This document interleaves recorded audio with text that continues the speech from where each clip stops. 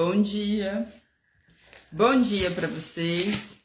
Bom dia. Hoje a gente vai ler o capítulo 38 de Jó, tá? Então vamos orar e vamos ler, tá? Pai, em nome de Jesus, muito obrigada, Senhor. Obrigado porque o Senhor é bom, obrigado pelas suas respostas. Obrigado, Senhor, pela sua orientação. Obrigado também pelos escapes. Obrigado pela libertação, Senhor. Obrigado por tudo que o Senhor tem feito. Em nome de Jesus, nos ajuda a entender a sua palavra todos os dias, Senhor. Amém. Gente, a gente vai ler. O capítulo de hoje é o capítulo 38 de Jó, que fala sobre a resposta de Deus para Jó, tá? Então Deus vai responder Jó. E há um pedaço desse capítulo muito importante, então vamos ler. Depois disso, Jó 38. Depois disso, no meio da tempestade, o Senhor deu a Jó a seguinte resposta. Em algumas versões vai falar no meio de um redemoinho, tá? As suas palavras só mostram a sua ignorância. Quem é você para pôr em dúvida a minha sabedoria? Aqui está bem simplificado, tá? Mostre agora que é valente e responda às perguntas que eu vou lhe fazer. Aqui é uma tradução simplificada. Numa tradução mais diferente, em outra tradução diferente, vai estar assim: cinge os teus lombos como homem, né? Cinge o teu lombo como homem. O que isso quer dizer? Isso é uma metáfora, tá? Isso quer dizer que Jó tá falando para ele assim, ó, para de reclamar e presta atenção, né? Para de reclamar e presta atenção na minha sabedoria. Outra coisa que ele fala, se prepara. Por quê? Porque antigamente as pessoas, quando ia fazer um trabalho duro, quando ia correr, quando ia fazer alguma coisa, ou elas amarravam a ponta das vestes na cintura, ou elas apertavam o cinto. É tipo, aperta o cinto, Jó, porque você não viu nada, né? É literalmente isso. Deus vai trazer a sabedoria dele, obviamente, e Jó vai perceber que ele vai ter a resposta dele, não é do jeito que ele imaginava, mas ele vai ter a resposta dele. Mas a sabedoria de Deus que Deus vai trazer e as perguntas que ele vai fazer a Jó, vai fazer com que Jó se sinta pequeno no meio daquele monte de perguntas e afirmações que ele fez contra Deus, tá? Então, ó, Deus vai falar para ele assim: onde é que você estava quando eu criei o mundo?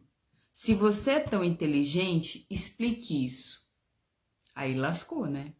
Porque na hora que Deus começa a falar, primeiro, quando Deus começa a falar, eu imagino, no meio de um redemoinho, imagino Jó, tipo, já horrorizado. Jó não tem força para cingir os lombos. Essa metáfora que Deus quer dizer assim, para de reclamar, haja como homem, sabe? Então, assim, a reclamação, ela nos leva para um lugar onde a gente é um coitado, sabe? Onde a gente é incapacitado, onde a gente não tem a capacidade de fazer diferente, onde a gente não tem capacidade nenhuma de mudar nada, absolutamente nada. Então, quando você reclama, você não está buscando solução, entende? É por isso que a reclamação deixou o povo no deserto, porque eles não queriam uma solução. Eles queriam apenas voltar ao conforto, que era desconforto, daquilo que eles tinham. Eles diziam para Deus, ó, o que você está fazendo não é o suficiente para mim. A reclamação diz isso. Ó, o que você faz, Deus, não é o suficiente para mim. Então, quando Jó tá aqui reclamando contra Deus, e dizendo que Deus fez isso com ele, Jó tá dizendo assim, ó, tudo que você fez não é o suficiente para mim. Porque na hora que ele diz, me sobreveio, né, até um ponto que ele diz, por que a gente não vai aceitar o mal de Deus, né, se a gente aceitou o bom? Até aí, Jó tá passando por dores, mas ainda tá cristão. Ele ainda tá aguentando, né? Ele ainda tá suportando. Mas quando os amigos começam a acusá-lo e a mágoa, o ressentimento toma conta da vida dele, literalmente, aí ele começa a se afastar da fé. Entende? Ele começa a reclamar com Deus, ele começa a dizer que Deus é o culpado, que ele quer, onde foi que eu errei, cadê, eu quero saber. Então ele passa a não confiar. Apesar dele estar falando com Deus, ele passa a não confiar mais. E é um processo que às vezes ele é muito, é uma linha muito tênue, né? Entre eu confio, eu não confio. Eu acredito, eu não acredito. Às vezes essa linha ela é muito fina. E Jó passa, quando ele está ali sendo atacado pelos amigos, ele passa a duvidar. E quando ele passa a duvidar, ele passa a questionar Deus. Não, então foi Deus, Deus está me castigando, Deus está me matando, é Deus que está fazendo isso comigo. E aí, quando ele passa para esse lado, que ele passou da fé para esse lado, quando ele passa para esse lado, agora Deus vai confrontar exatamente isso nele. Cinge os teus ombros, ou seja, para de reclamar. Presta atenção aqui. E é o que vai acontecer com ele. Ó. Aí Deus fala, onde é que você estava quando eu criei o mundo? Se você é tão inteligente, me explique isso. Você sabe quem resolveu qual seria o tamanho do mundo? E quem foi que fez as mediações? E em cima de que estão firmadas as colunas que sustentam a terra? E naquele tempo eles acreditavam mesmo que havia colunas que sustentavam a terra. A terra era plana, né? Literalmente um disco sob colunas. Esse era o entendimento da época. Então ele está usando também uma linguagem da época, tá? Na manhã da criação, as estrelas cantavam em coro e os servidores celestiais, anjos, soltavam gritos de alegria. Isso aqui é uma afirmação. Então, provavelmente, quando Deus estava criando o mundo, realmente é uma afirmação. Deus está dizendo que as estrelas cantavam em coro, né? E os servidores, ou seja, os anjos soltavam gritos de alegria. Ele está afirmando que isso aconteceu.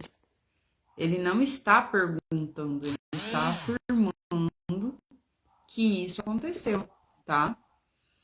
Quando o mar jorrou do ventre da terra, quem foi que fechou os portões para segurá-lo? Fui eu que cobri o mar com nuvens e o envolvi com escuridão. Marquei os seus limites e fechei com trancas as suas portas. Eu lhe disse, você chegará até este ponto e daqui não passará, e as suas ondas pararão aqui. Realmente, como que é delimitado essa invasão de água? Sendo que se você parar para pensar, o Everest, ele cabe dentro do mar, e as Costas Marianas, que é o ponto mais alto, né, que seria o ponto mais fundo, na verdade, do mar, caberia o Everest todinho, que é o pico mais alto, e ainda sobraria 2 quilômetros. Ou seja, literalmente, só o mar já dá um dilúvio. Se o mar fosse subir literal para cima, invadir, ele consegue deixar tudo debaixo, literalmente, da terra, tá? Ou literalmente da água. Ou seja, existe mais água na terra, né, no planeta, do que terra. Então, quem suspende essa terra? Entende? Parou para pensar que não faz sentido? Se a gente parar para organizar mesmo as coisas direitinho, não faz sentido. Por que quem ergueu essa terra toda para cima? Por que ela não afunda para baixo? Porque se ela afundar, o mar literalmente engole. Há mais água do que terra. Entendeu? E se o magma, ou seja, o meio da terra, é todo líquido, por que nós não literalmente escorregamos para debaixo? Entendeu? Então, tudo isso é sustentado por Deus, tá? Aí ele fala, eu lhe disse, você chegará até este ponto e daqui não passará, e as suas altas ondas pararão aqui. Jó, alguma vez na sua vida você ordenou que viesse a madrugada e assim começasse um novo dia? Você alguma vez mandou que a luz se espalhasse sobre a terra, sacudindo os perversos e os expulsando dos esconderijos? Ou seja, Deus traz dia e traz noite, tudo numa ordem, né? Tudo numa ordem certinha. O sol e a lua girando, bonitinho e trazendo só dia e noite, dia e noite, dia e noite. E se parar? Entende? Quem que faz isso continuar? A gente tem a mania de achar que pela ciência, não, vai funcionar. Tá bom, mas e se parar? Entende? Quem que mantém isso tudo funcionando? Simples assim, não, começou a funcionar, vai funcionar até o... Não, existe alguém que mantém isso tudo funcionando. Aí, ó, se alguma vez a luz do dia mostra as formas das montanhas e dos vales, e se fossem, como se fossem dobras de um vestido ou as marcas de um sinete no barro. Essa luz é clara demais para os perversos e os impede de praticar violência. Se fosse noite constante, obviamente que só teria desgraça, ou seja, a falta da graça de Deus, tá? Maldade literal. Jó, você já visitou as nascentes do mar? Já nascentes do mar. Nascentes do mar. Não são as nascentes do rio, nascentes do mar. Ou seja, existe um lugar, né? Um lugar no mar onde brota água também. Não é só no rio, existe no mar. Se você procurar, você vai achar vários documentários que também existem nascentes dentro do mar, lugares que brotam, jorram água. Ou seja, quando Deus fez o dilúvio, ele fez com que brotasse água literal da terra. Ou seja, toda essa nascente, todos esses aquíferos, todas essas coisas vieram para cima. Elas transbordaram. E aí houve o dilúvio. Além de chover os 40 dias, também houve água debaixo da terra.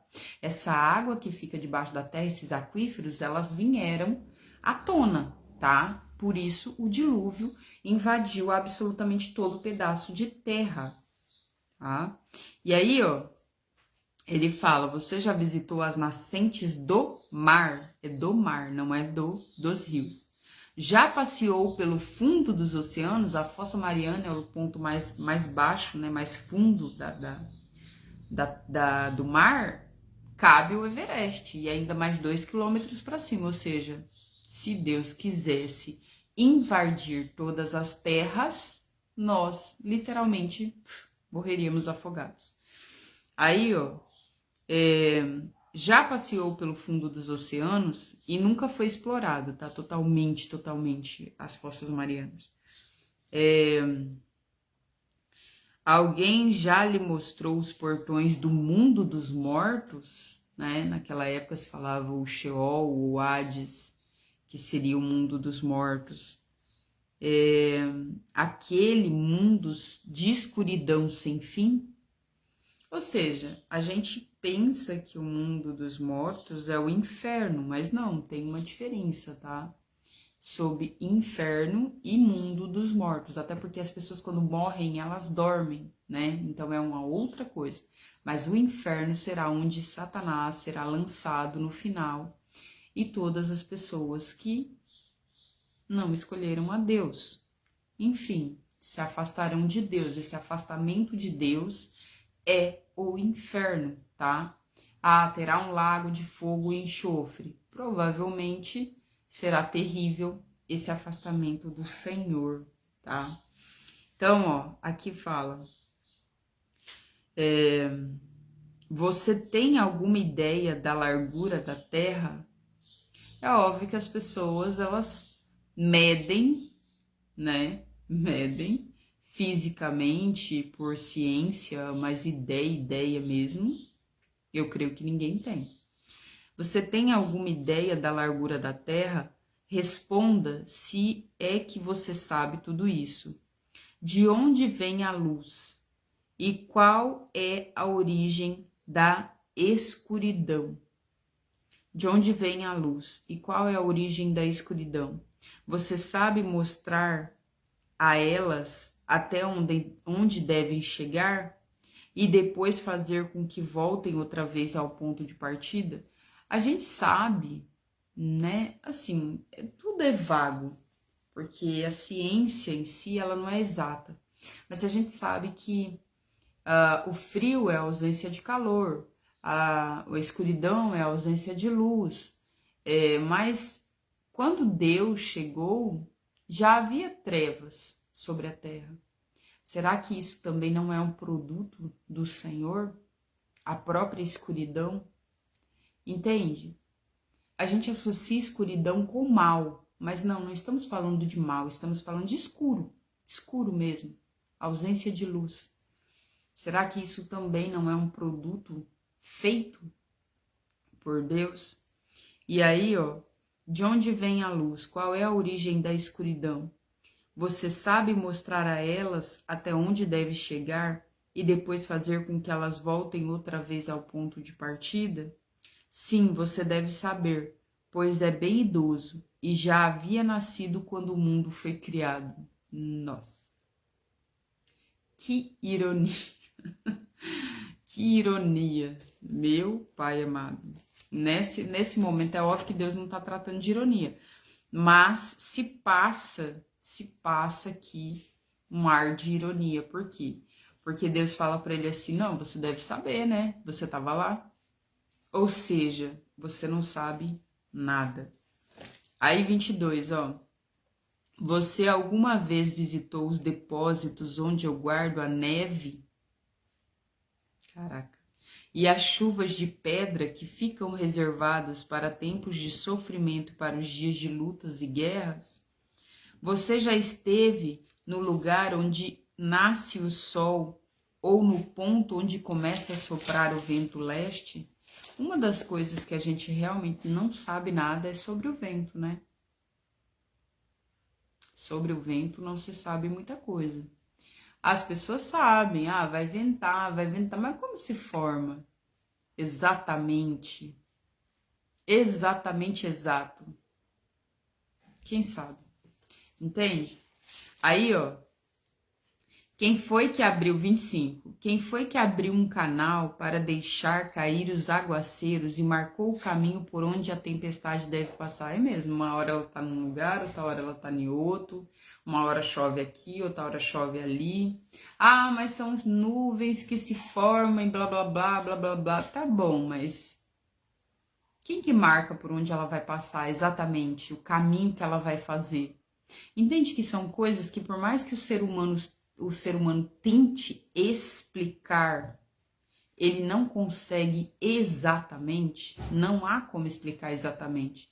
Tá bom, então a tempestade vai fazer. É lógico que por barômetros, por objetos de medições, né?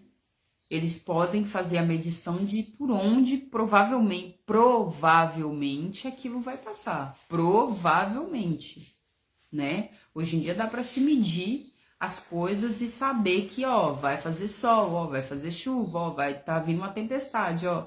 Mas exatamente o ponto, o caminho, não dá. Então, ó, quem foi que abriu um canal para deixar cair os aguaceiros e marcou o caminho por onde a tempestade deve passar? E você vê que muitas vezes o vento leva para um lado, o vento leva para o outro. Vai cair, não caiu. Vai fazer, não fez. Por quê? Porque quem sabe o caminho é exatamente Deus. Quem faz a chuva cair no deserto em lugares onde ninguém mora? Para que precisa de chuva no deserto? Se você parar para pensar, já não é um deserto, já não ficou sem chuva, mas cai. Quem rega as terras secas e despovoadas, fazendo nascer nelas capim? Tem animais. Será que a chuva e o orvalho tem pai? Uau! E quem é a mãe do gelo e da geada? E que faz com que as águas virem pedra e o mar fique coberto por uma camada de gelo? Lembrando que parte da nossa água está congelada, né? Ah, houve um dilúvio e toda essa água cessou. Parte dela está congelada, parte dela está debaixo dos céus, né? Debaixo do céu não, debaixo da terra, como os aquíferos. Parte dela se evaporou e volta, evapora e volta, evapora e volta. Engraçado, né? Que a água foi baixando, a água foi baixando. Por que a água foi baixando? Onde está essa água que fez o dilúvio? Se você parar para pensar, parte do que está congelado, se derreter, será que a gente não evapora de novo? Vira peixe? Aí, ó, quem rega as terras secas e despovoadas, fazendo nela nascer capim? Será que a chuva e o orvalho têm pai? E quem é mãe do gelo e da geada e faz com que as águas virem pedra e o mar fique coberto por uma camada de gelo? Será que você pode amarrar uma corda às estrelas das 7 cabrinhas ou soltar as correntes que prendem as 3 Marias? São estrelas guias que estão sempre lá, né? Então, mas elas estão lá desde... Vem cá, essas estrelas não morrem? Parando para pensar, desde que o mundo é mundo, as 3 Marias continuam lá. Essas estrelas não morrem, não? Aí, ó, será que a sua voz pode chegar até as nuvens e mandar que caia tanta chuva que você fique coberto por um dilúvio? Lembrando do dilúvio, né? Você pode fazer com que os raios... Dá para imaginar que Deus mandou, né? Deus falou, haja dilúvio. Com isso, com essa frase aqui, dá para imaginar, né? Com esse versículo. Você pode fazer com que os raios apareçam e venham dizer-lhes, estamos às suas ordens? Quem deu sabedoria às aves, como Ibis, que anuncia as enchentes do rio Nilo, ou como o galo, que canta antes da chuva? Tem animais que têm uma sabedoria vasta, não é só disso, não. Quem que deu? Foi Deus. Quem é capaz de contar as nuvens? Quem pode derramar as suas águas em formas de chuva e faz o pó virar barro, ligando os torrões uns aos outros? Toda a química, toda a física, tudo aquilo que, toda essa matéria literalmente da natureza, né? Terra, água, animais, vida, essa vida em nós, tudo isso, cara, tudo isso é surreal. Aí, ó, será que é você quem dá de comer às leoas e mata a fome dos leãozinhos, quando estão escondidos nas suas covas ou ficam de tocaias nas moitas?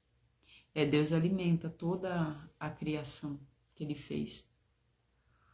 Aí, ó, quem é que alimenta os corvos quando andam de um lado para o outro com fome, né? Quando os seus filhotes gritam a mim pedindo comida, gritam a mim. Uai, mas se você parar para pensar, os pássaros não só emitem sons? Como assim gritam a mim? Entende? Toda a criação está pedindo, literal, né? A Deus. Toda a criação expressa a Deus, a sua glória. Para você ver como que, lendo a Bíblia, a gente responde muitas coisas, né? Gritam a mim, ou seja, aquilo que a gente não entende, na verdade, pode ser um grito ao próprio Deus. E ele entenda, nós não. Tá? Deus abençoe vocês, esse é o capítulo de hoje. Amanhã Deus continua dando uma surra literal em Jó. Mas o que eu vejo no livro de Jó é que por mais que Jó tenha contendido, ou seja, naquela época ele não sabia, acusou Deus, e não é Deus que fez isso com ele, mas ainda assim ele estava nos pés do Senhor, sabe? é importante a gente estar aos pés do Senhor. A gente não deixar com que as adversidades virem a gente não virar as nossas adversidades, a gente não viver apenas na reclamação, reclamação, reclamação. A reclamação é uma doença muito grande, né? E reclamar, reclamar, reclamar é clamar por aquilo que você não quer, é dizer para Deus, ó, você não dá conta não. É literalmente isso. Então, assim, tirar a reclamação já é o princípio. É o princípio. Tirar a reclamação da nossa vida é o princípio.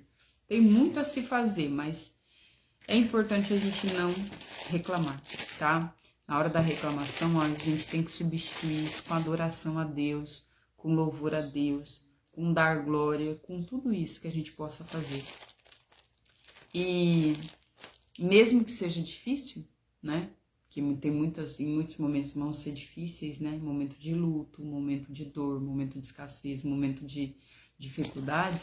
Ainda assim, se você não tiver como não reclamar, fecha a boca. Fique quieto, tá? Só abra a boca para dar glória, literal, tá bom? Deus abençoe vocês. Bom dia.